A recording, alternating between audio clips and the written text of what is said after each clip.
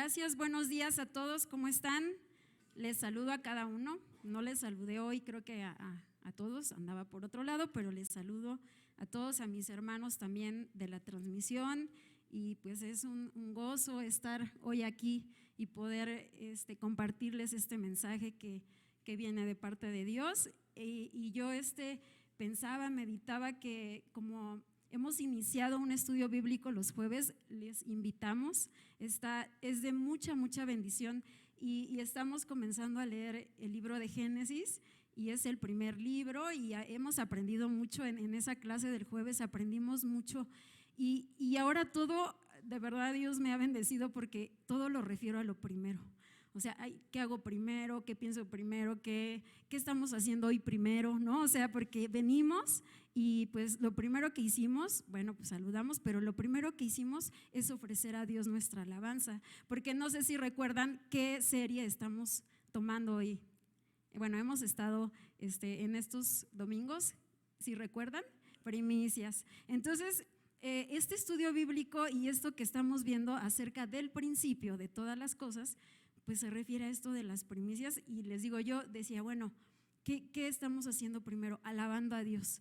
Y entonces, ¿qué está ocurriendo primero? ¿Qué ocurrió primero? O sea, todo lo primero Dios me está mostrando y Dios también trajo a mi corazón, a mi mente este mensaje que hoy les estoy compartiendo, porque esto me lleva a pensar, a meditar. Cada día de nuestras vidas, ¿qué es lo primero que hacemos? ¿No? ¿Qué es lo primero que hacemos cuando nos despertamos? ¿En qué es lo primero que pensamos? ¿Qué es lo primero que viene a nuestro corazón? ¿Qué es lo primero que sentimos? ¿Cuál es nuestra primera preocupación que viene a nuestra mente? O sea, ¿qué es lo primero en nuestra vida? ¿Qué es lo primero en nuestro día? Entonces yo quiero comenzar esta enseñanza, si vamos a Salmos 34:1.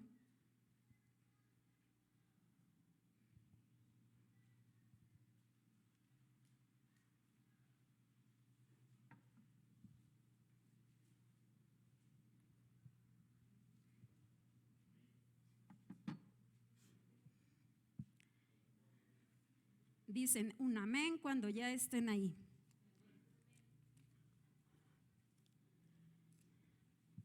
Y vean lo importante y nuestra conexión con el mensaje que hoy Dios nos da. Dice, bendeciré a Jehová en todo tiempo, su alabanza estará de continuo en mi boca.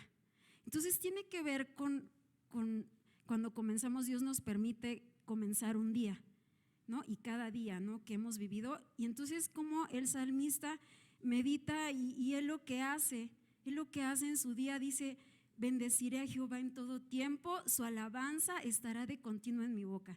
Y ahora vamos a Salmos 35:28. Ya lo perdí.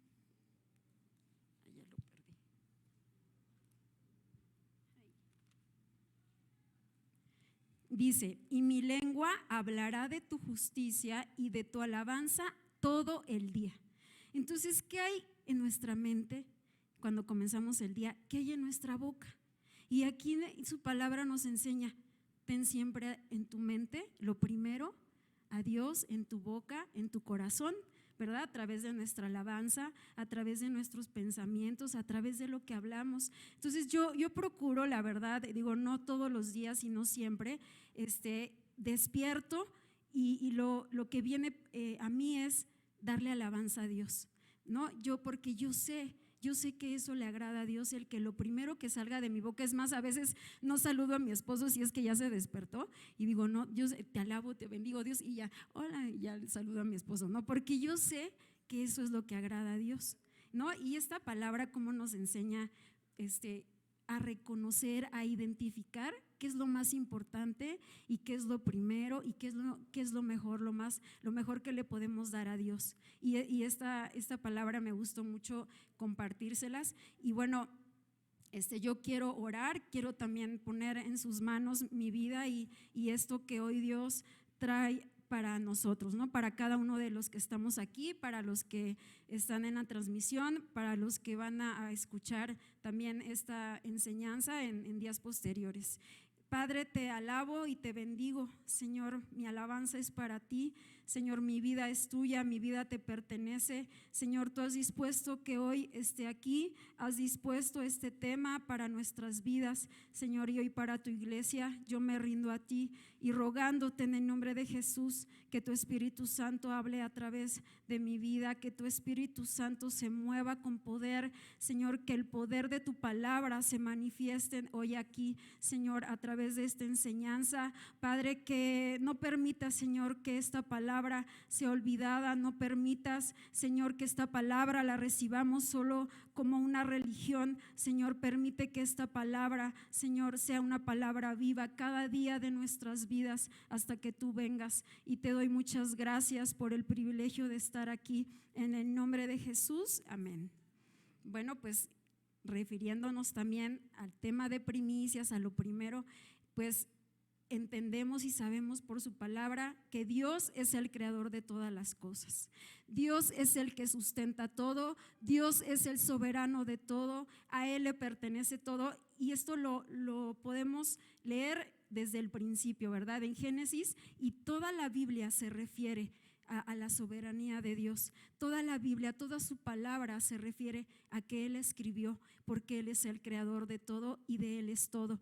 Entonces, retomando este tema acerca de esta serie más bien acerca de las primicias, yo he titulado esta enseñanza de hoy, lo primero es el reino de Dios. Sí, refiriéndonos a nuestra serie de las primicias, pues con el propósito, ¿por qué estamos tomando este tema de primicias? Pues estamos a principio de año, pero sobre todo el llevarnos a entender, el primero es Dios, y yo debo y debemos de alinear nuestras vidas. Si tenemos propósitos de año nuevo, nuestros propósitos ministeriales, nuestros propósitos familiares, todo ponerlo en las manos de Dios, pero a través de su palabra es que aprendemos cómo hacerlo.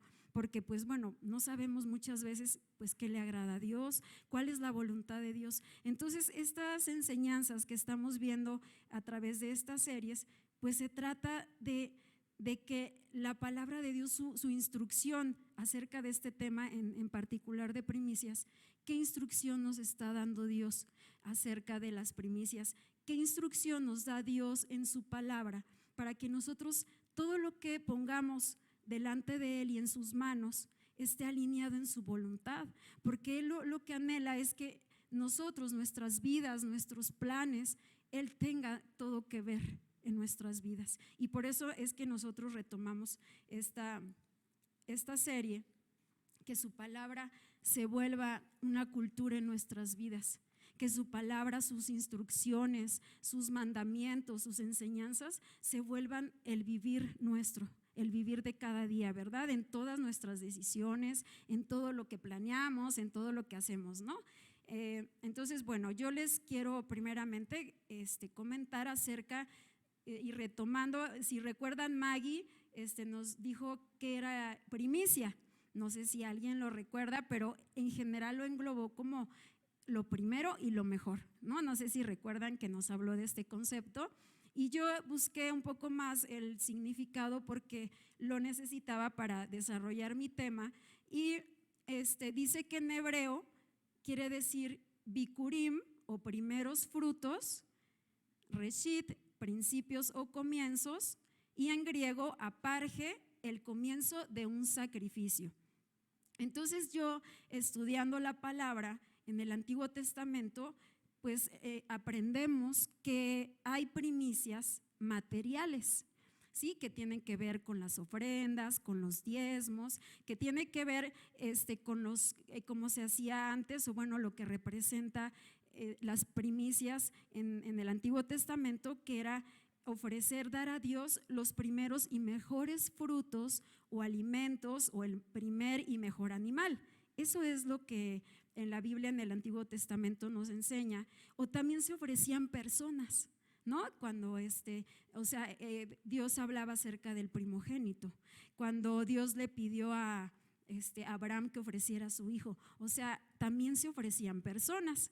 Entonces, esto de las primicias materiales pues era lo más importante o es lo más importante de entre todo aquello que el pueblo podía producir o adquirir como fruto de su trabajo, o sea, lo más importante, ¿sí? Lo primero, lo mejor. Pero leyendo la palabra, también Dios nos enseña que hay primicias espirituales. Y es esto también algo muy importante para que no tengamos solo en la mente, pues yo le doy lo primero y lo mejor a Dios con mis primicias, con mis diezmos, sino también hay primicias espirituales. Y quiero que vayamos a 1 Corintios 15:20.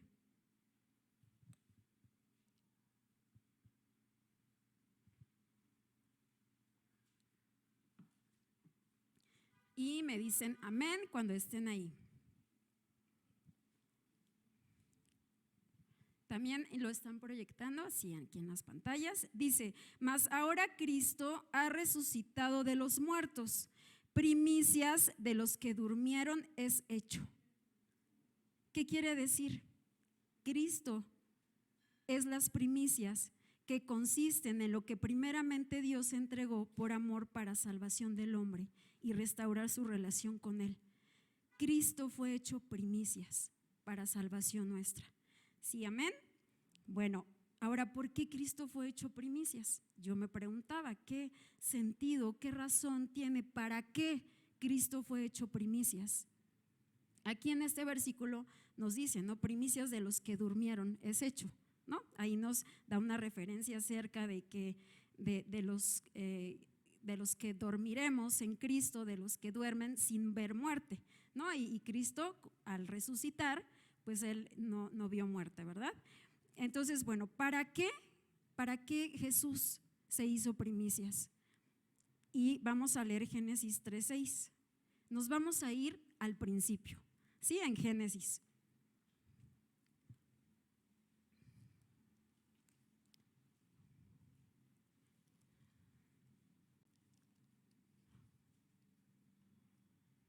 Amén, ¿están ahí? Dice, y vio la mujer que el árbol era bueno para comer y que era agradable a los ojos y árbol codiciable para alcanzar la sabiduría. Y tomó de su fruto y comió y dio también a su marido, el cual comió así con ella. Dios se refiere con esto que sucedió, este hecho, esta decisión que tomaron Adán y Eva de comer del fruto, de tomar el fruto del árbol, Dios nos refiere a lo que es la caída del hombre. A partir de ese momento es que aprendemos que el hombre experimentó una caída. ¿Y qué quiere decir? ¿No? El pecado, y habla referente al pecado de codicia que entró al corazón de Adán y Eva, porque dice, lo vio fruto codiciable, ¿sí? Entonces, este es el primer, este es el pecado que hubo en el corazón de Eva y que eso propició la caída del hombre y que Adán y Eva comieran de ese fruto. Tomó lugar en su corazón, ¿no? ¿Qué pasó? Pues cambiaron la satisfacción de ese fruto, de ver ese fruto codiciable, por la satisfacción de tener una relación con Dios, por la satisfacción de estar en comunión con Dios, porque ellos cumplían, ellos estaban en una relación perfecta con Dios y ellos cambiaron por la codicia en su corazón, porque la serpiente empezó a obrar y hablar y hablar y hablar al corazón y hablar a Eva y a Adán, a Eva, ¿no? Principalmente, pero hasta que logró poner y sembrar en su corazón ese pecado de codicia. Entonces, ¿qué hicieron? Dejaron a un lado la búsqueda de Dios, que era perfecta en el principio, porque Dios todo lo hizo perfecto. Y después, ¿qué hizo? Ese pecado de codicia que entró en su corazón, entonces cambió el sentido de sus vidas, cambió el propósito de sus vidas, cambió el que ellos, la búsqueda de la verdad y del conocimiento de Dios ya no fue Dios, ya fue a partir de lo que hubo en su corazón, a partir de esa codicia que la serpiente sembró en su corazón. Entonces, este es uno de los mensajes centrales de la palabra de Dios.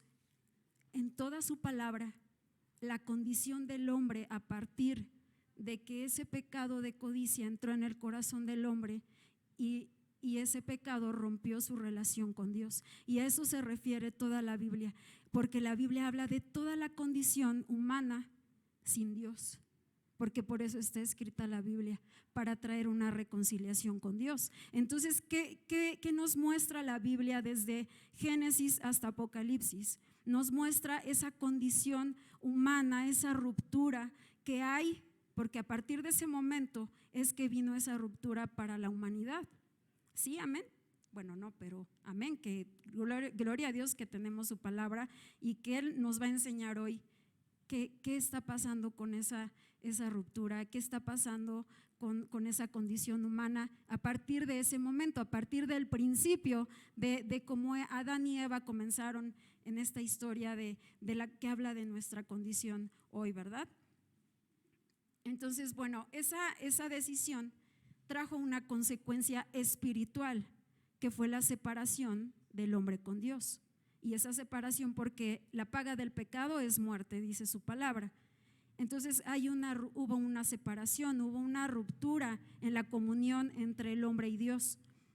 Entonces hay consecuencias espirituales de esa decisión. No solo, Dios los desechó del huerto por eso que sucedió, pues Dios ya no los, y ese significado o ese hecho que pasó tiene un significado espiritual. Esa separación no solo fue espiritual, sino también terrenal, digamos, ¿no? Porque ahora ya no estaban en ese huerto de Edén, sino que Dios los desechó. Además de esa separación espiritual, también fueron desechados de ese lugar especial que Dios había hecho para el hombre, para que allí habitara el hombre y tuviera todo, en toda su plenitud, en la presencia de Dios. Entonces, espiritualmente hubo una separación, pero también Dios nos enseña en su palabra, en el principio, en Génesis, que dice que Él separó el cielo de la tierra.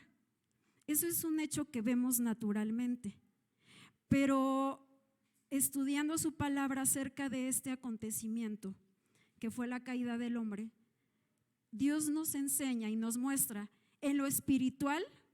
También Dios nos enseña que hay una separación entre el cielo y la tierra, espiritualmente hablando, si lo vemos. Pero también dice su palabra que lo que no se ve fue hecho de lo que se, más bien de lo que no se, aquí tengo en Hebreos 11:3, dice, lo que se ve fue hecho de lo que no se veía. ¿Sí? Entonces, podemos imaginar y ver ahora, decir, bueno, ok, hay un cielo, hay una tierra, pero espiritualmente también esto trajo un significado, y tiene un significado espiritual, y tiene un significado espiritual también para nuestras vidas, porque lo que vemos naturalmente también ocurre espiritualmente. ¿Sí? Entonces Dios en su palabra también nos refiere a que hay una separación entre el cielo y la tierra, pero llevándonos a esto espiritual, dice una separación entre lo celestial y lo terrenal, una separación entre lo que hay en el cielo y en la tierra. Sí, es lo que quiero que hoy podamos entender. Lo que vemos naturalmente ocurre espiritualmente hoy en nuestras vidas. Y conforme leemos la Biblia, leemos que lo terrenal se convirtió en lo del mundo. Sí, les voy a leer, ahorita vamos a leer unos versículos, cómo lo terrenal ahora, y Dios nos enseña a que lo terrenal entonces se volvió lo del mundo. Entonces, si nos damos cuenta, esta separación que hay entre el cielo y en la tierra ahora es lo del mundo, lo mundano. ¿Sí? Entonces Jesús nos enseña mucho acerca de esto, pero bueno, yo les quiero hablar de otra consecuencia muy, muy importante en cuanto a que nos refiere a cosas que hoy nosotros vivimos como hombres, como humanos. Y vamos a leer Génesis 3 del 17 al 19. O sea, todo eso que Dios creó al principio y que dice su palabra que lo creó y vio que era bueno, pues finalmente por lo que sucedió con Adán y Eva, por la caída del hombre, pues fue maldecido. Eso que Dios creó y que dijo es bueno, pues ahora pues ya no iba a cumplir esa función en nuestras vidas desde ese momento, desde la caída del hombre. Y vamos a leer qué sucedió, qué consecuencias trajo, además de esa separación que hubo, esa ruptura en la comunión entre el hombre y Dios, qué ocurrió y qué tiene que ver con nosotros hoy.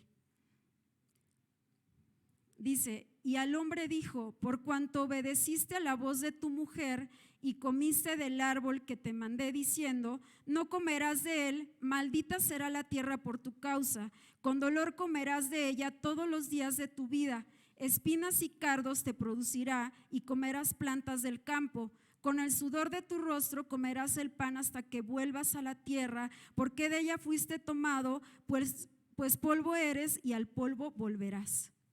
O sea, esto trajo una consecuencia grave hoy en nuestras vidas, el que ahora nosotros, como lo empezaron a hacer Adán y Eva cuando fueron desechados del huerto, pues ahora tú vas a labrar la tierra, ahora va a ser tu esfuerzo, ahora va a ser tu propio trabajo de lo que vas a comer. Y entonces Dios, a causa de esto que ocurrió en un principio, hoy tiene que ver con nuestras vidas, hoy tiene que ver con nuestra condición espiritual.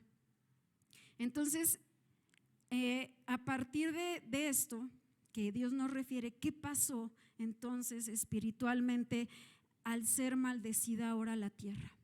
¿Qué pasó con nosotros? ¿Qué pasó ahora en nuestra condición, en nuestra vida y en nuestra condición como humanos?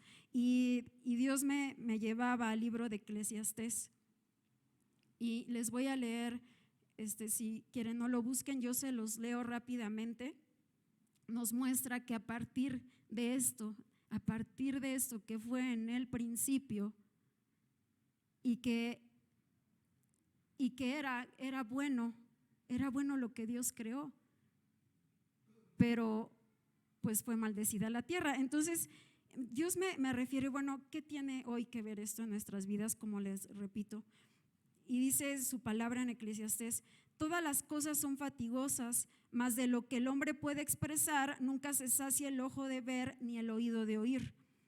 También en otro versículo dice, aborrecí por tanto la vida, porque la obra que se hace debajo del sol me era fastidiosa, por cuanto todo es vanidad y aflicción de espíritu. Porque todos sus días no son sino dolores y sus trabajos molestias, aún de noche su corazón no reposa. Esto también es vanidad. Dice, este mal, un último versículo que les comparto, este mal entre todo lo que se hace debajo del sol, que un mismo suceso acontece a todos, y también que el corazón de los hijos de los hombres está lleno de mal y de insensatez en su corazón durante su vida, y después de esto se van a los muertos. O sea, aquí el autor nos enseña esa separación o esa distinción espiritual que hay entre lo que está en el cielo y debajo del cielo. ¿Sí? Si vamos viendo esa comparación entre el cielo y la tierra. Y eso era algo que no existía antes de la caída del hombre. Todo era uno. Dios separó las cosas, Dios separó las aguas y creó todo y era bueno. Pero entonces ahora aprendemos a través en Eclesiastés que sí hay algo que está ocurriendo en nuestras vidas, sí hay algo que ocurrió y que esta condición de maldición pues ha traído una aflicción a nuestras vidas, ¿no? El hombre vive afanado, el hombre vive preocupado por las cosas del mundo, el hombre vive ocupado en las cosas del mundo, el hombre vive afligido en lo que hay y lo que vive, por lo que trabaja, que si se levanta, que si la enfermedad, que si los problemas cotidianos. O sea, todo este libro de Eclesiastés nos lleva a eso, a entender cómo el hombre está viviendo en todo lo que se pone debajo del cielo, debajo del sol. Ahora, refiriéndonos a esta condición humana de pues de aflicción de espíritu. También en el Nuevo Testamento vamos a leer Mateo 6:5.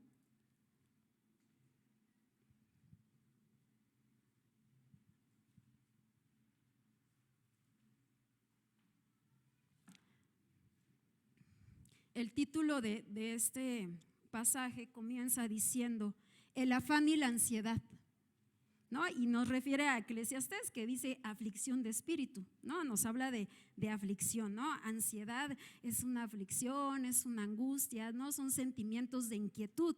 Entonces dice, ¿no? Comienza diciendo el afán y la ansiedad. Y dice, por tanto os digo, no os afanéis por vuestra vida, qué habéis de comer o qué habéis de beber, ni por vuestro cuerpo, qué habéis de vestir.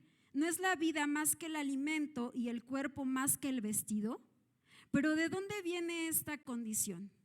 De Adán, ¿verdad? De cuando dijo, ahora tú vas a labrar la tierra y vas a trabajar. Entonces, ¿qué ocurrió?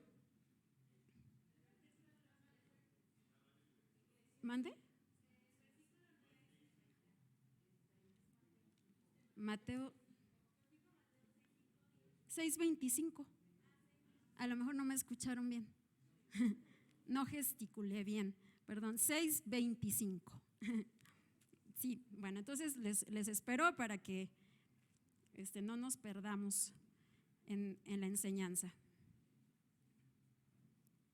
El afán y la ansiedad, ¿sí? Bueno, lo volvemos a leer. Por tanto os digo, no os afanéis por vuestra vida, qué habéis de comer o qué habéis de beber, ni por vuestro cuerpo, qué habéis de vestir. ¿No es la vida más que el alimento y el cuerpo más que el vestido? Pues aquí nos describe cómo vivimos en este mundo. No es una descripción, dice, estás afanado, ¿qué vas a comer? Estás afanado, ¿qué vas a beber? Estás afanado por tu cuerpo, ¿no? Aquellos que pues, se la pasan en el gimnasio, que pues solo se dedican a cuidar su cuerpo, para ellos ese es lo primero, ¿no?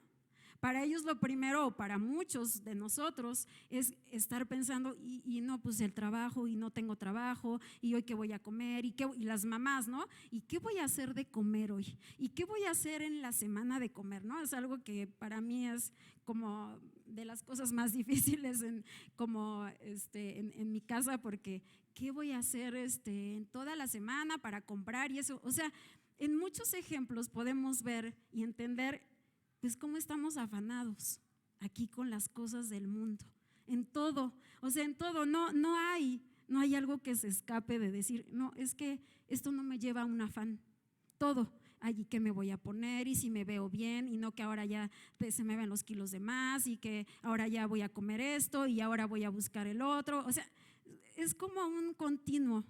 Es como toda nuestra vida cotidiana se muestra en este versículo, ¿no? Y Jesús nos refiere a eso y que esto es lo que vino desde la caída, ¿sí? Vamos tomando, considerando lo que leímos al principio. Pero además, ¿qué dice y continúa diciendo Jesús en el 31 y 32? Vamos a esos versículos, igual en Mateo 6:25.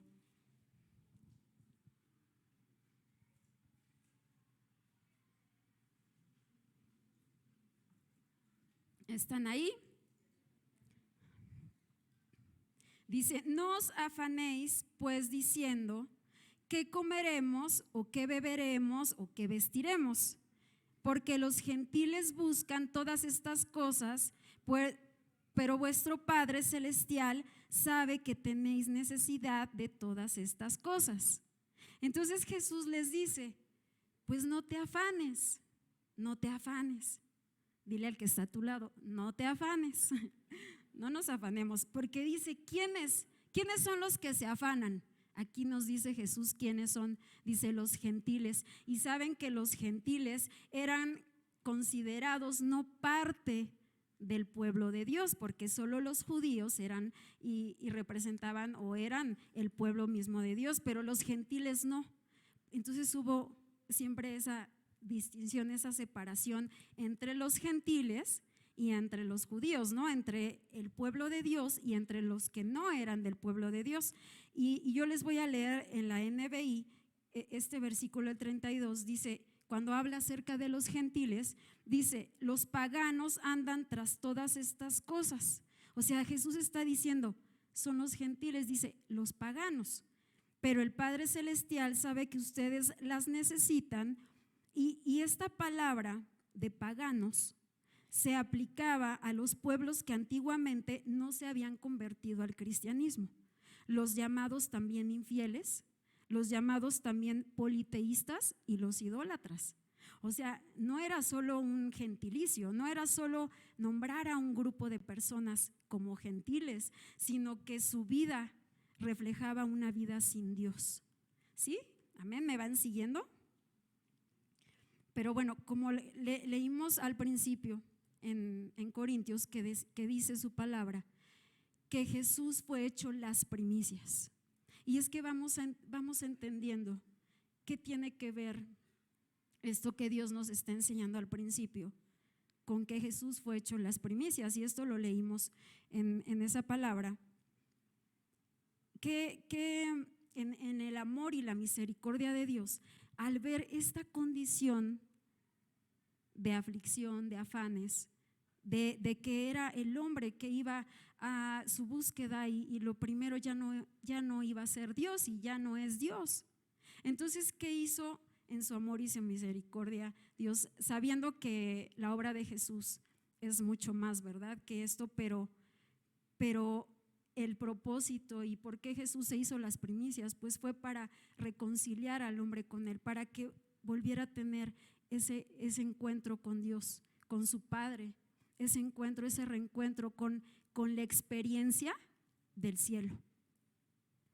Y ahorita vamos a ver qué tiene que ver esto de la experiencia celestial en nuestras vidas, porque al haberse llevado a cabo esta caída, hubo esa ruptura espiritual entre el cielo y la tierra, porque ya vimos por qué, porque la manera de vivir del hombre ya no fue una manera de vivir conforme al cielo, con Dios, sino que ya fue una manera de vivir del mundo. Sí, por esto que Jesús nos está hablando acerca del afán y de la ansiedad. Entonces dice en Juan 14:27, vamos a ir entendiendo en qué sentidos Jesús se hizo las primicias como una primicia espiritual para el mundo. Dice esta palabra, ¿están ahí? La paz os dejo, mi paz os doy. Yo no os la doy como el mundo la da. No se turbe vuestro corazón ni tenga miedo. Y en Juan 16:33, si quieren yo se los leo rápido, dice: estas cosas os he hablado para que en mí tengáis paz. En el mundo tendréis aflicción, pero confiad, yo he vencido al mundo. O sea, como Jesús nos está haciendo esa comparación o esa división, esa separación que hay entre el cielo y la tierra, porque dice, yo no la doy como el mundo la da. ¿Por qué? Porque Jesús no era de la tierra, Jesús es del cielo. Amén. Y además dice, en el mundo tendréis aflicción, pero yo he vencido al mundo. Eso es lo que nos enseña Jesús, que lo terrenal se volvió lo del mundo y las consecuencias que trajo de ahora ser parte del mundo, pero espiritualmente, ¿no? Cuando nosotros dejamos de vivir en los principios de Dios, cuando yo no tengo comunión con Dios, y entonces viene aflicción y ando en el mundo, ¿no? Ando afanado por las cosas del mundo, y aquí lo dice Jesús, porque dice además que Él da paz como el mundo no la da. ¿A qué se refiere? Esa paz viene del cielo. Amén. Y entonces la paz, o lo que aparentemente es paz en el mundo, pues no nos da paz, ¿verdad? Al contrario, dice, estás afanado, estás afligido, estás angustiado, te preocupas demasiado por las cosas que vives. Entonces finalmente no hay una verdadera paz o una paz terrenal, una paz mundana, ¿no? Porque Jesús está haciendo esta distinción, que hay una paz que no es del mundo y que Él la da. Amén. Entonces, cuando yo meditaba en esto que les compartí ahorita al principio, esas primicias, el que Jesús fue hecho primicias, ¿qué fue lo que aconteció? Y fue algo tan glorioso y fue algo, y es algo tan glorioso y es algo tan hermoso porque el que Cristo fue hecho primicias, lo que sucedió fue venir a conectar el cielo con la tierra. Amén. Lo que Jesús hizo vino a volver a unir el cielo con la tierra. Sí, porque nosotros habitamos en la tierra y se trata de nuestra unión y se trata de el volvernos a conectar con el cielo. Sí, a eso vino Jesús, a romper y a cambiar las maldiciones terrenales de lo que ocurrió desde el principio con la caída, con lo que leímos, que la tierra fue maldecida y el hombre mismo. Entonces Jesús vino a cambiar las maldiciones terrenales con las bendiciones celestiales. Amén. A unir al hombre con Dios, volver a unir al cielo con la tierra, ¿no? A Dios con el hombre. Sí, esa es la obra gloriosa de las primicias de Jesús, el hecho glorioso de por qué Jesús tuvo que venir a la tierra y que ahora pues tiene que ver mucho con nosotros como hijos de Dios. Entonces a esto nos refiere que, bueno, cuando dice que los gentiles son los que buscan esas cosas y que entonces Jesús vino a unir el cielo con la tierra, pues es que no todos los hombres van a vivir bajo esa condición de aflicción. No todos los hombres van a vivir en esa condición de ansiedad, de preocupación, de angustia, porque sí nos habla de esos gentiles, de los que no conocen a Dios. Pero nosotros, al conocer a Jesús, nosotros dejamos de ser esos gentiles que no conocen a Dios, ¿verdad? Amén. Entonces, qué impresionante y qué hermoso y qué glorioso saber que el que Jesús esté en nuestros corazones, el que Jesús esté en nuestras vidas, tiene que ver con que el cielo está con nosotros. Sí, la presencia de Dios, la presencia celestial está con nosotros. Y yo de verdad Dios me sorprende porque ¿qué decía el canto que estábamos hace rato? Si lo recuerdan, que dice: ante tu gloria, demonios caen, huye la muerte. O sea, ya no hay más enfermedad, ¿no? Si vamos a cantarlo todos, ¿no? Para que nos despertemos y nos desentumamos. ¿Y qué decía este canto? Ante tu gloria, demonios caen, huye la muerte, ya no hay enfermedad. El cielo aquí está. ¿Sí, amén? Entonces no es solo un canto, no es solo un canto. Entonces podemos entender cómo Dios y Jesús vino a conectar el cielo con la tierra. Sí, y vamos a ver un poquito más acerca de los cantos ahorita, ¿no? Entonces, bueno, ¿cómo Jesús viene a conectarnos con el cielo? Estamos aquí, estamos congregados, pero nos está conectando su presencia y este canto nos está conectando con el cielo. Amén. Entonces vamos a leer Mateo 6:33, y que es de donde yo retomé el tema de esta enseñanza.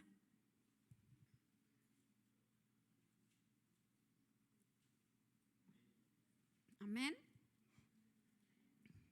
Cuando les dice Jesús, es que vives afanado, vives preocupado, aquí en este versículo, pues Jesús vino a dar la estrategia y Jesús vino a dar la solución. Amén. ¿Sí están contentos o no están contentos de que Jesús es la solución? Y dice: más buscad primeramente el reino de Dios y su justicia, y todas estas cosas os serán añadidas. O sea, ¿cuáles cosas? ¿Qué vas a comer? ¿Qué vas a vestir? O sea, todo, dice que todo. No dice que solo algunas cosas, no dice que, pues es que a ver, déjame ver si me acuerdo de ti, pues no te va a hacer falta nada, pero a veces a lo mejor te hará falta algo. O sea, dice Dios, y aquí nos da la estrategia: mas buscad primeramente el reino de Dios y su justicia. ¿Y de qué estamos hablando? De las primicias, ¿verdad? De lo primero, de lo más importante, de lo primordial, de lo que tiene el mejor lugar. Y entonces aquí Jesús nos está diciendo: busca primeramente el reino de Dios y su justicia. y todas estas cosas os serán añadidas. Y en la NTV, para que a mí me permitió entender un poco más a qué se refiere Dios con esta palabra, dice: busquen el reino de Dios por encima de todo lo demás y lleven una vida justa y Él les dará todo lo que necesitan. O sea, aquí nos dice por encima de todo lo demás, de todo lo que nos pueda preocupar, de todo lo que tenemos, de todo lo que no tenemos también. Dice: busca primeramente mi reino y mi justicia. Dice: y todo va a ser añadido. Entonces Dios nos está hablando aquí, ¿qué tenemos que hacer, verdad? Para dejar de estar afanados, turbados, preocupados, ansiosos. Entonces, ¿quiénes son los que realmente van a tener todo lo que necesitan? Los buscadores del reino de Dios, ¿verdad? Amén. Entonces, para entender más acerca de esto, que Dios nos está dando la solución y la estrategia de si vivimos afanados, turbados y poniendo todo, dice, porque por encima de todo lo demás, si nosotros estamos viviendo poniendo todo lo demás encima de Dios, pues Él nos está diciendo en su palabra: busca mi reino. Bueno, ¿qué es buscar? Yo dije: Dios, ¿y qué es buscar? ¿Y cómo se hace? ¿O qué, no? O sea, ¿qué tiene que ver? ¿O cómo puedo llevar a cabo esto que tú me estás pidiendo hacer? Y buscar, les voy a dar el significado. Dice: hacer lo necesario para encontrar o hallar a una persona o una cosa. También significa hacer lo necesario para llegar a conseguir un objetivo o hallarse en una determinada situación o estado. O sea, hacer lo necesario. Buscar no quiere decir no hacer nada, ¿verdad? Buscar quiere decir una acción, ¿verdad? Esto estamos aprendiendo hoy. Buscar es llevar a cabo una acción. ¿Sobre qué? Sobre el reino de Dios. ¿Sí? Dice: hacer lo necesario. O sea, hacer todo, hasta lo que creemos imposible, pero para Dios todo es posible. Hacer lo necesario para encontrarnos con el reino de Dios. O sea, y ahorita ahorita que leamos estos versículos, yo estoy segura que Dios va a impactar con esta palabra sus vidas y nos va a hablar muy grandemente, porque fíjense, ¿a qué se refiere cuando dice reino? No, dice, bueno, pues el reino, pues también es algo que algunos nos podemos preguntar, ¿verdad? Y es importante saberlo porque es parte de la enseñanza, ¿no? Busquen primeramente mi reino. Bueno, ¿y qué es un reino? Reino significa un estado o territorio gobernado por un rey. Y sabiendo que la palabra pues no se contradice, pues a Dios le pertenece todo, ¿verdad? Ya sabemos en el principio que a Dios le pertenece todo. Pero bueno, aquí aprendemos. Yo decía, bueno, pues en un reino hay un rey. Y entonces cuando hay un reino, hay un gobierno, ¿sí? Entonces Dios no se equivoca ni se contradice en su palabra. De Él es todo. Y hay un reino. Así como Él dice, busca mi reino, también al leer su palabra nosotros sabemos que hay un reino de los cielos y un reino de las tinieblas, ¿verdad? Eso es lo que es otro comparativo que hace Dios entre el cielo y la tierra, que hay un reino de los cielos y un reino de las tinieblas. Y cuando dice su palabra, el príncipe de este mundo, ¿no? ¿Y quién es el príncipe de ese reino de las tinieblas? Pues es Satanás, ¿no? Entonces hay un reino de los cielos y hay un reino de las tinieblas. Entonces hay una distinción, ¿no? En eso. Y bajo ese reino de las tinieblas es que el hombre ha sido gobernado, ¿sí? Entonces, ¿qué está pasando? ¿Qué es esto que Dios nos está enseñando acerca de conocer qué es buscar y qué es reino, ¿no? Porque el hombre, la condición, la caída del hombre más bien lo llevó a que el reino de las tinieblas fuera que gobernara hoy su vida. Ahora, no se trata solamente de que el hombre viva afanado y preocupado y en el mundo y trabajando y me levanto, trabajo y así. Los hombres comunes, ¿verdad? Porque ya no somos hombres comunes, ¿verdad? Porque yo escuchaba a Joana al principio que dijo, no, pues somos de la tierra. Sí, vivimos en la tierra, pero esta palabra hoy nos conecta con el cielo, en que no somos terrenales ya. ¿Sí, amén? Entonces, cómo este reino de las tinieblas ha tomado el control y ha condicionado ahora sí que ha condicionado la condición espiritual del hombre por su sentir, por sus pensamientos, por su manera de conducirse, por su manera de vivir, por todo, ¿no? Entonces ha sido un hombre que no solo es que ha vivido en el mundo como viviendo y ya, sino que ha sido gobernado por los principios del mundo. Por eso es que dice, y entendiendo el significado de reino, que es un gobierno, y si nos referimos al reino de los cielos, ¿a qué nos está mostrando Dios? El que nosotros debemos de buscar primeramente el reino, debemos de buscar primeramente el gobierno de Dios en nuestras vidas, porque Jesús es el rey de ese reino. Y entonces a nosotros nos dice a través de esta palabra: búscame a mí, busca mi gobierno, para que ya no te dejes gobernar por el reino de las tinieblas, por el gobierno de Satanás. Entonces, por eso cuán importante es esta palabra que hoy Dios nos da. Entonces sí hay un gobierno que está rigiendo al mundo, al hombre, y por eso vive en esos afanes, en esas preocupaciones, porque ya aprendimos arriba que dice: yo les voy a dar esa paz que el mundo no da. Entonces, ¿qué hace Jesús? Viene a suplir todas esas necesidades terrenales, o que como hombres en la tierra, en el mundo vivimos. Él viene a suplir esas necesidades, pero nos dice: busca mi reino. ¿Sí? Nosotros debemos de llevar a cabo algo, hacer algo, ¿no? Para que ese reino de los cielos se establezca y gobierne nuestras vidas.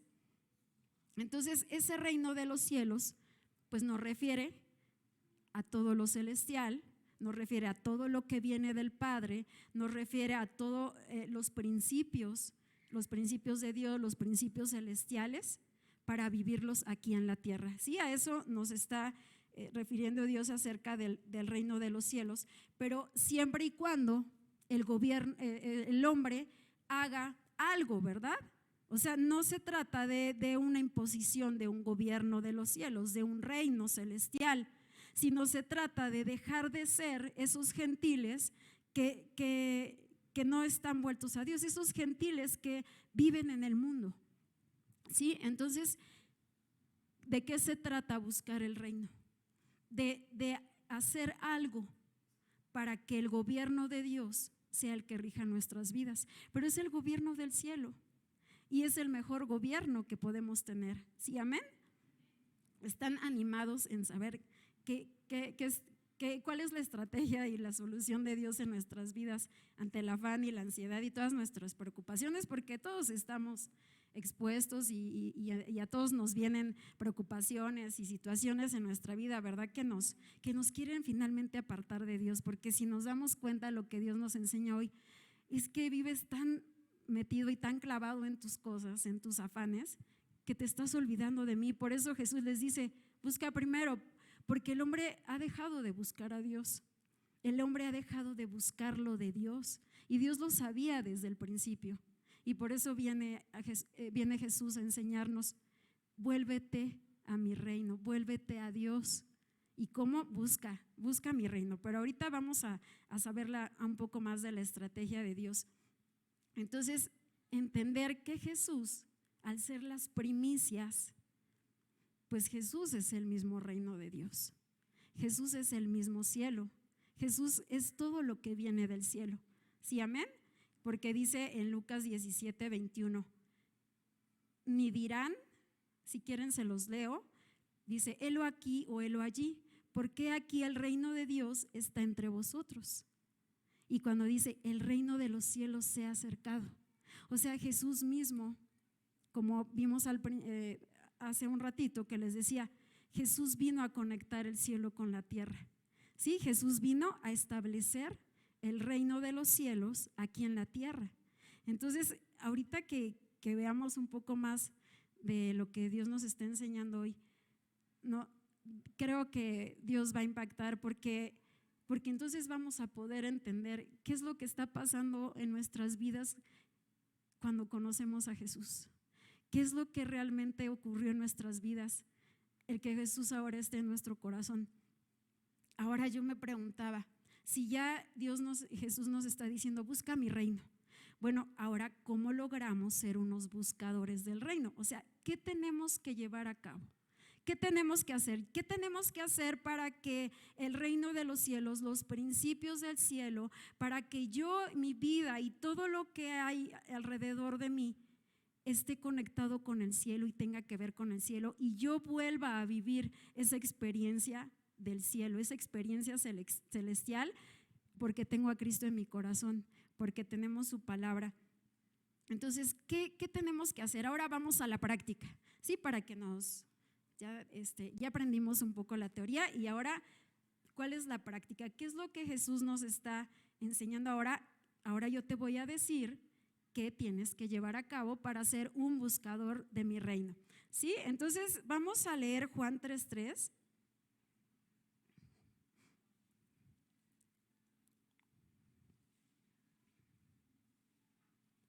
O sea, ¿qué es lo importante? ¿Qué es lo esencial? ¿Qué es lo primero que tenemos que llevar a cabo para convertirnos en unos buscadores del reino de los cielos? Dice, respondió Jesús y le dijo, de cierto te digo que el que no naciere de nuevo no puede ver el reino de Dios. Entonces, lo primero que debemos de entender es que para ser un buscador del reino se lleva a cabo a través de un nacimiento espiritual, que es cuando recibimos a Cristo y el Espíritu Santo viene y nos sella, pero ese nuevo nacimiento tiene que ver con una verdadera conversión. No se trata solo de recibir a Cristo en nuestro corazón, sino que vamos a volvernos a los principios del reino de los cielos, ¿sí? Porque debe de haber un cambio en nuestras vidas. No solo es que hemos nacido de agua, sino que ahora del Espíritu. Entonces, eso es lo primero que tiene que ocurrir en nuestras vidas. Y yo recordaba cuando Jesús dice, donde mi nombre es invocado, yo vendré y bendeciré. O sea, cuando el simple hecho de invocar su nombre, eso es algo que es como el punto 2 de nuestra práctica, que debemos de tener todos los días de nuestra vida para practicar y ser buscadores del reino. Dice, donde mi nombre es invocado, yo vendré y bendeciré. ¿Qué está pasando? Con el simple hecho de decirle, Jesús, Jesús, Jesús, Jesús, Él está aquí. En donde estés, en tu casa, en donde andes en el camino. Si nosotros invocamos todo el tiempo a Jesús, entonces el cielo se manifiesta en nuestras vidas. Entonces viene la bendición del cielo a nuestras vidas con el simple, y no es simple, ¿verdad? Es un nombre, es sobre todo nombre y glorioso, y las tinieblas reconocen su nombre, ¿no? Entonces, por eso les comentaba al principio, Jesús vino a cambiar la maldición con las bendiciones del cielo. Entonces dice, cuando invoques mi nombre, yo vendré y bendeciré. ¿Por qué? Porque hay maldiciones, ¿verdad?, que gobiernan el mundo. Entonces, con ese simple hecho de invocar a Jesús, somos bendecidos y Jesús nos conecta con el cielo.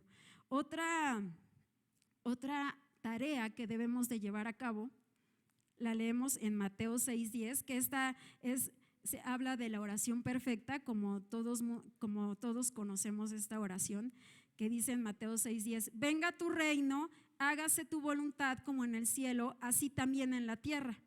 Entonces, ¿qué nos está diciendo Jesús? Ora. Sí, nuestra tarea es orar. ¿Para qué?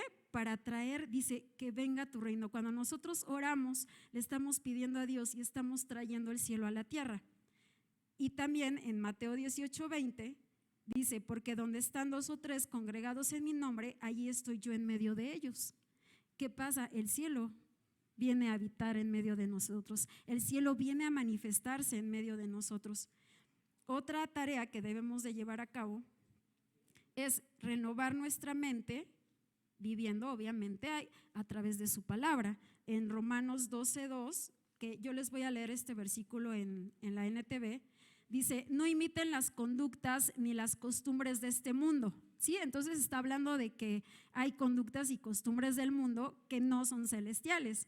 Dice, más bien dejen que Dios los transforme en personas nuevas al cambiarles la manera de pensar. Entonces aprenderán a conocer la voluntad de Dios para ustedes, la cual es buena, agradable y perfecta.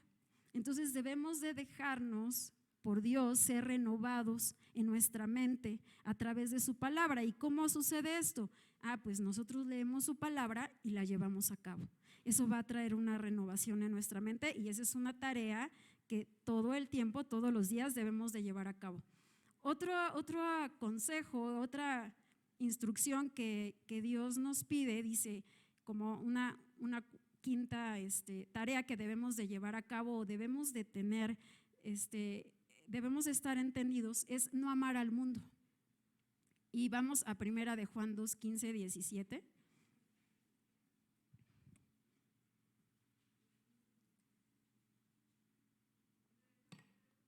Primera de Juan 2, 15, 17 dice, no améis al mundo ni las cosas que están en el mundo. Si alguno ama al mundo, el amor del Padre no está en él. Porque todo lo que hay en el mundo, los deseos de la carne, los deseos de los ojos y la vanagloria de la vida no proviene del Padre, sino del mundo, y el mundo pasa y sus deseos, pero el que hace la voluntad de Dios permanece para siempre. O sea, aquí dice, apártate de las cosas del mundo, porque solo tiene que ver con la carne, solo tiene que ver con la vanagloria y tiene que ver con esto que leíamos en Eclesiastés, ¿no? De todo lo que está puesto debajo del sol, lo único que te va a traer es aflicción, es preocupación, es angustia. Y entonces aquí nos enseña la palabra, no ames lo que hay en el mundo, o sea, no te va a dar nada, no te va a saciar de nada. Como cuando fue la samaritana con Jesús y que Jesús le dijo, yo te voy a dar de esa agua que se iba a quitar tu sed. Entonces, ¿qué está causando? ¿Qué nos enseña Dios? No ames al mundo, porque lo único que te va a traer es más sed, porque lo único que te va a traer es más afanes y más preocupaciones. Entonces, Dios nos quiere separar del mundo, aunque somos del mundo, ¿verdad? Aunque habitamos en el mundo. Otra tarea, dice, ante todo, no vamos a leer todos los versículos, solo algunos que considero de más importancia para la enseñanza. Dice, ante todo debemos permanecer en Cristo y creer y esperar en Él, porque en Juan 5:4 dice que todo lo que es nacido de Dios vence al mundo, y esta es la victoria que ha vencido al mundo, nuestra fe. O sea, el que nosotros permanezcamos siempre ante cualquier circunstancia, ante el mundo mismo, Dios promete que entonces vamos a ser vencedores, vamos a triunfar ante las cosas del mundo y ante el mundo, pero debemos de aprender a permanecer en Jesús, aún las tribulaciones, aún los desiertos, aún las aflicciones, aún todo lo que podamos nosotros ver en lo natural, ¿verdad? Y en lo que vivimos aquí. O sea, aquí el consejo de Dios, siempre permanece en mí, siempre cree en mí, y tu fe es que va a hacerte vencedor. Amén.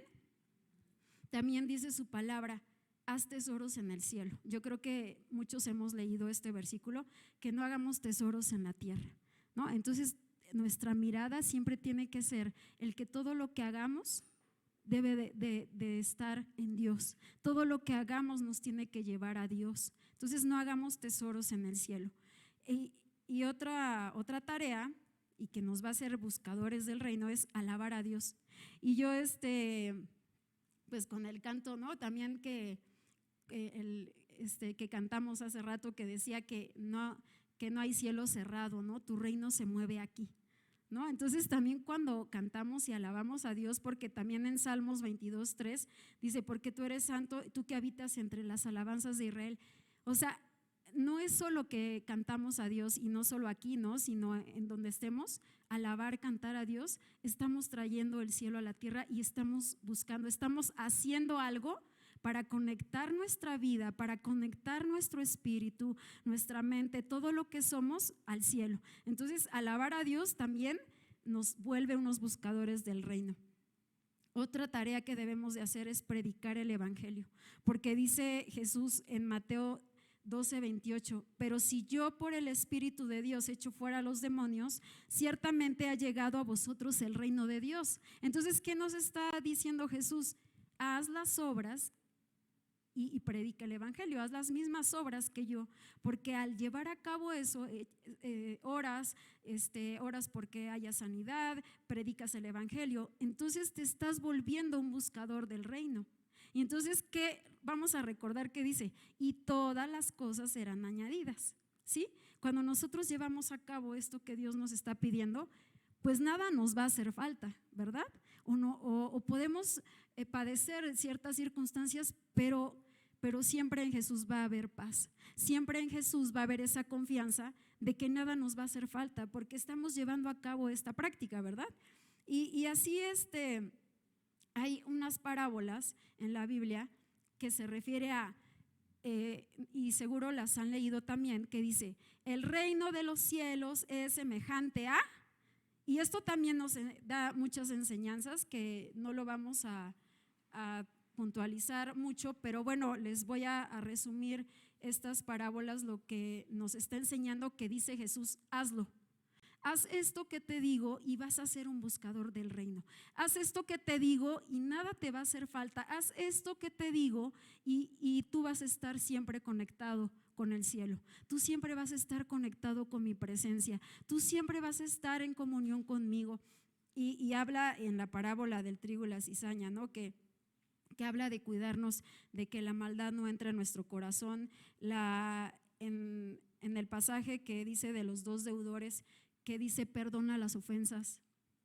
En la parábola de la fiesta de bodas, que habla y se refiere que atendamos el llamado de Dios, dice, porque muchos son llamados y pocos escogidos.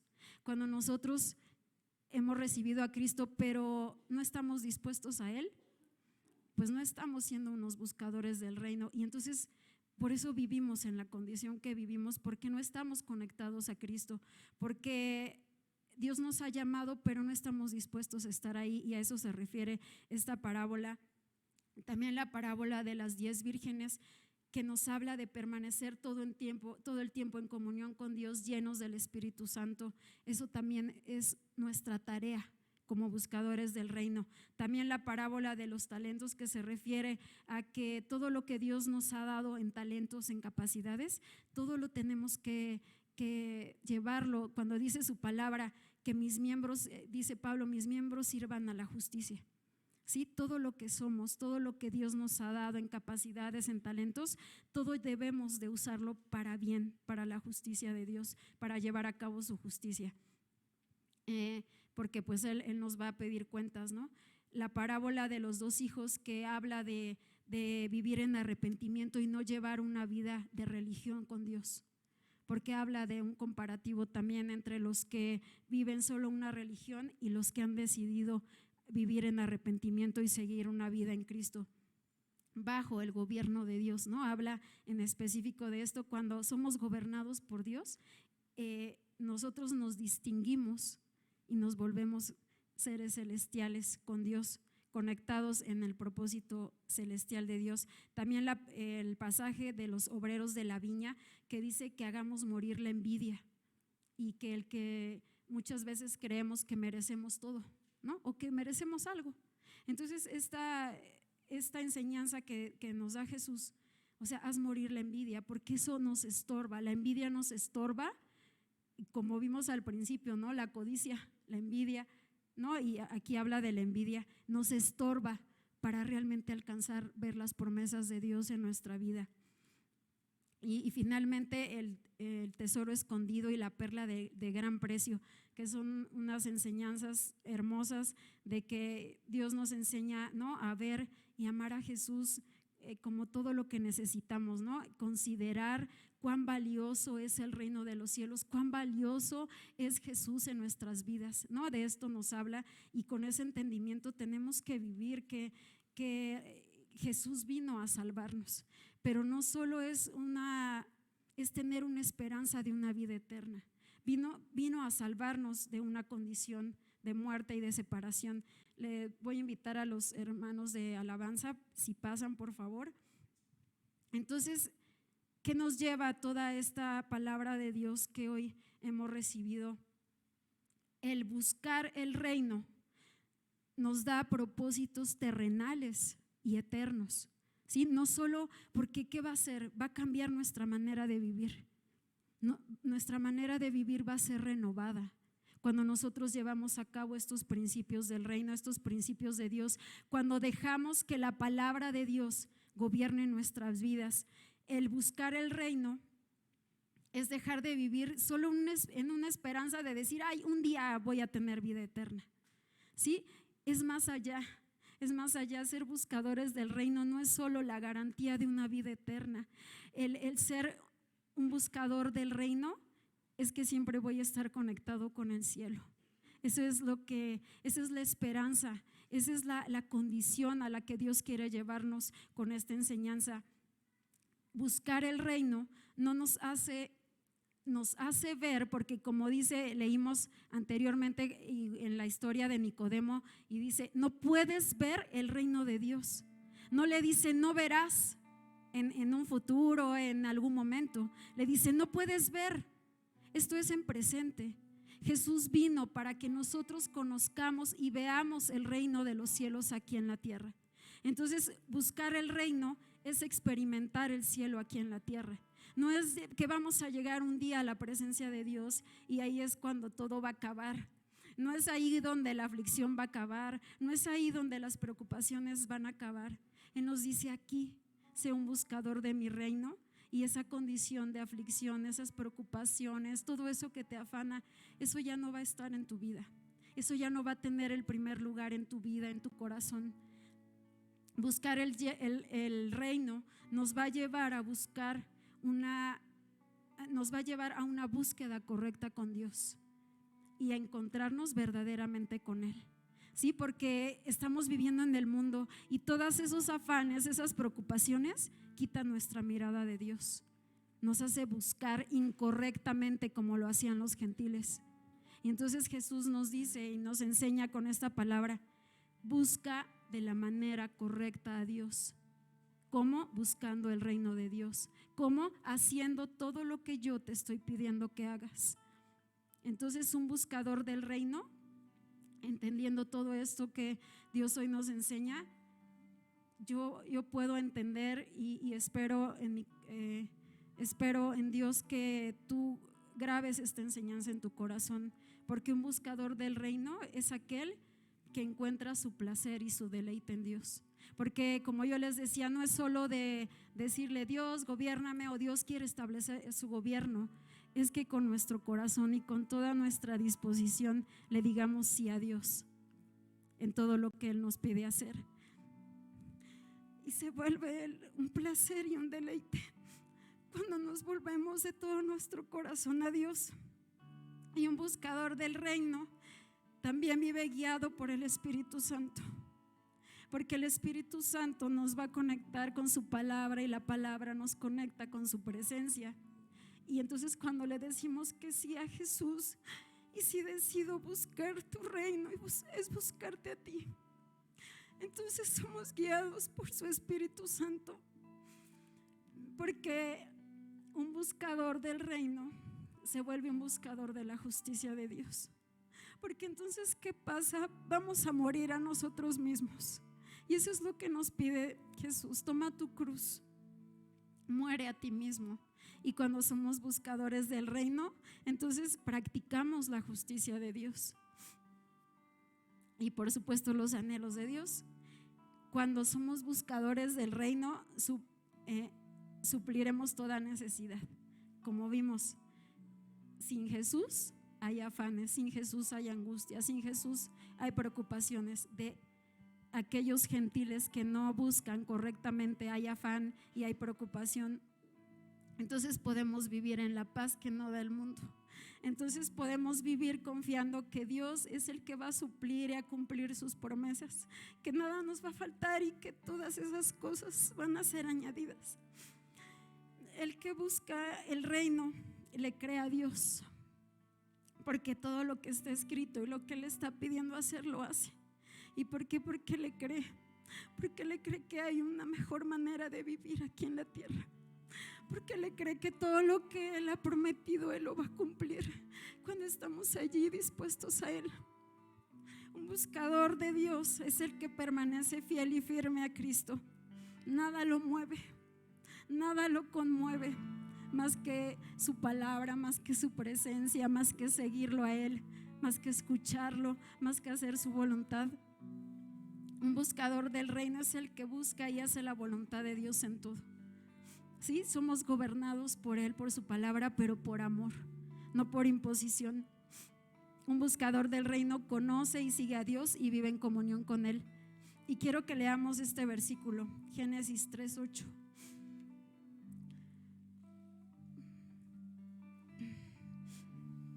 Y me dicen amén cuando ya estén ahí.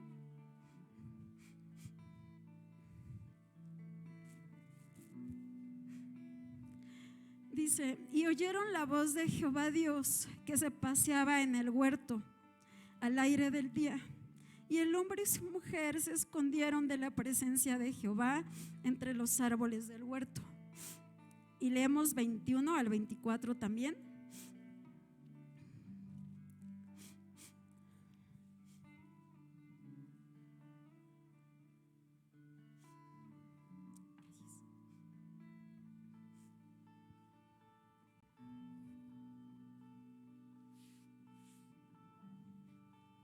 ¿Están ahí? Y dijo Jehová Dios: he aquí el hombre es como uno de nosotros, sabiendo el bien y el mal. Ahora pues, que no alargue su mano y tome también del árbol de la vida y coma y viva para siempre. Y lo sacó Jehová del huerto de Edén para que labrase la tierra de que fue tomado. Echó pues fuera al hombre y puso al oriente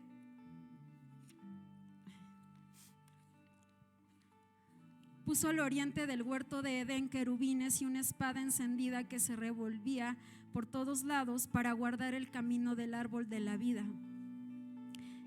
Como vimos al principio, y esto nos refiere al principio de todas las cosas, y dice: y oyeron la voz de Jehová Dios que se paseaba en el huerto. Cuando vino esta caída del hombre, dejamos de oír la voz de Dios.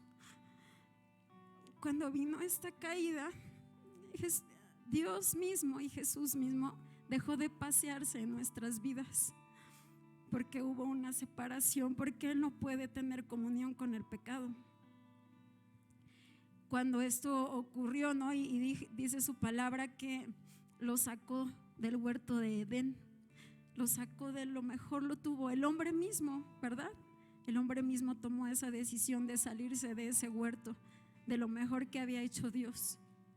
Y Jesús vino a darnos lo mejor otra vez. Y por eso me impacta esta enseñanza, porque Dios me hablaba: ¿qué pasa cuando somos un buscador del reino?